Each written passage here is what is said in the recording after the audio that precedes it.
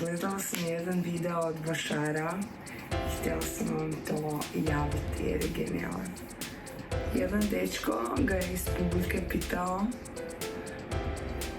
reci mi što trebam znati u životu. Samo to što je bitno znati. I on je rekao: hoćeš jedinu stvar.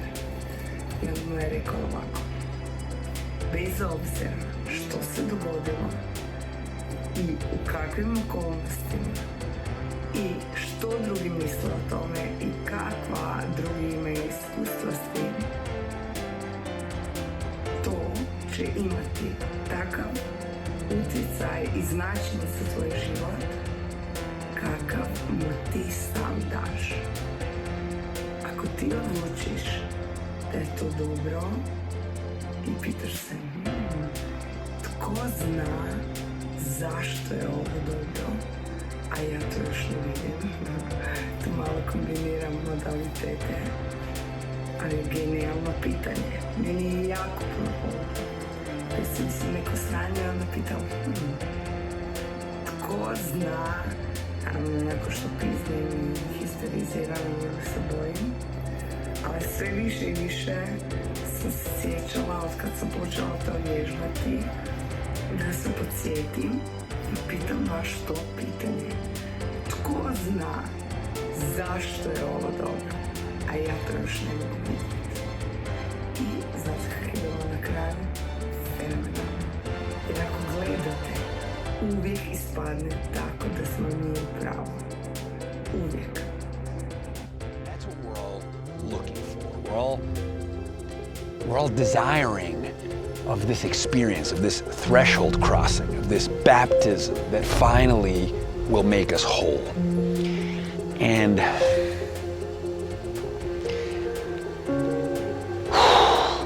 život do-it-yourself projekt. U prve polovice smo učili, a sada moramo sve to unlearn ili zaboraviti i ponovo postaviti nove parametre i nova pravila.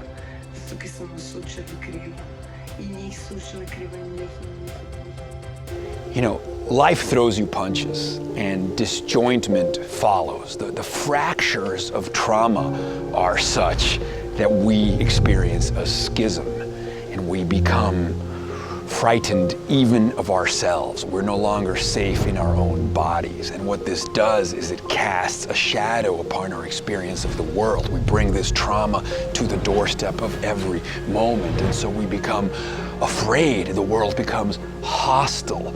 And this dark cloud of trauma that kind of colors our windshield becomes our interpretive framework.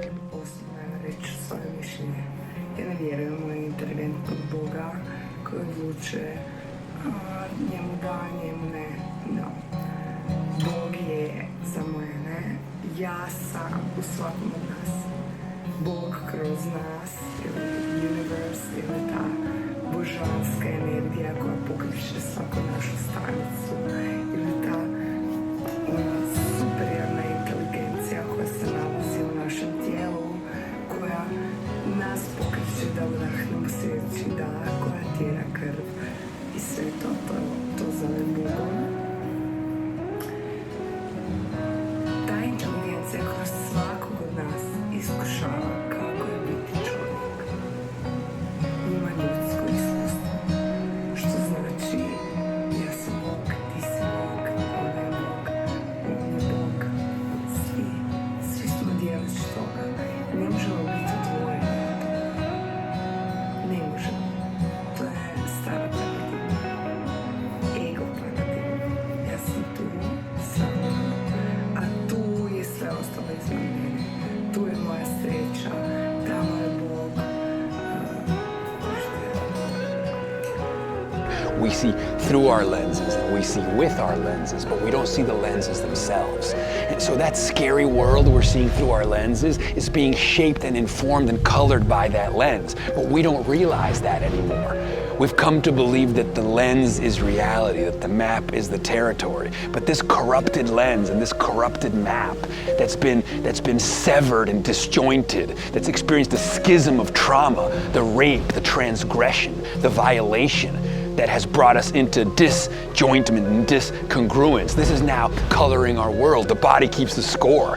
We bring this gnawing anxiety and self-consciousness with us to the doorstep of every moment. It's temporal dislocation. That's what David Lenson calls it. And in this temporal dislocation, we overdetermine the present moment. We misread the present moment. And so we're walking on eggshells unnecessarily, a victim of our own self-defeating projections.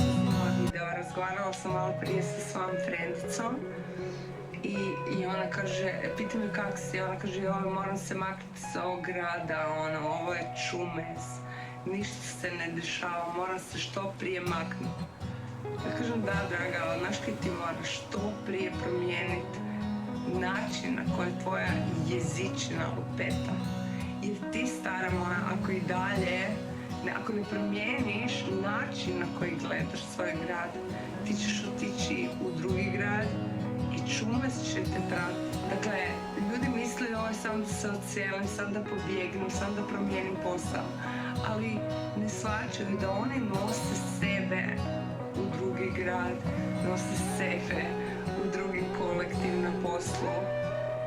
Ako ne promijeniš sebe, sve će i dalje biti isto. So we're walking on eggshells unnecessarily, a victim of our own self-defeating projections. And we need to break through this. We need to break past this to come back into wholeness. And so that map of the world, that lens of perception has to die. We have to have an experience that is akin to inverse PTSD, right? An experience that is as intense as the trauma was, but it's inverse. And so what that does is it bumps us up a level. And now we can see the lenses that we see through and with. We can actually see the lenses themselves. And once we see the lenses, we can dispense with those lenses. And that means we become twice born. And now we meet the world not with fear, perhaps, but with curiosity and grace and equanimity. Something has shifted from the inside out, and then everything changes, right?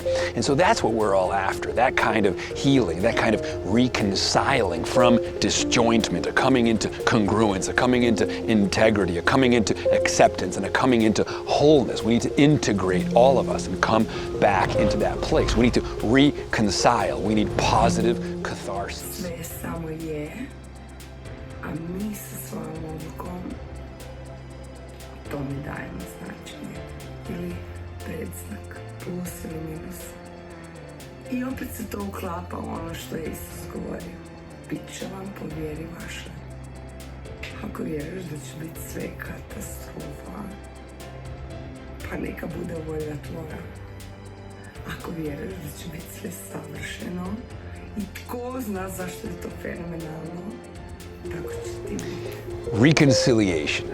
Reconciliation and integration is a pathway towards wholeness, pathway towards mental health.